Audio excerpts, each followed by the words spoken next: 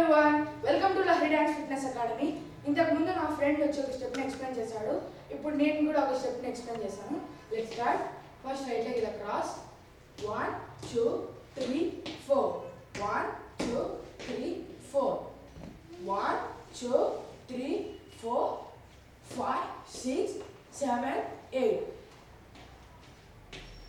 1 2 3 4 1 2 3 4 1 2 3 4 5 6 7 8 తర్వాత ఇలా ఉంటుంది కదా క్రాస్ 1 2 3 4 1 2 3 4 1 2 3 4 5 6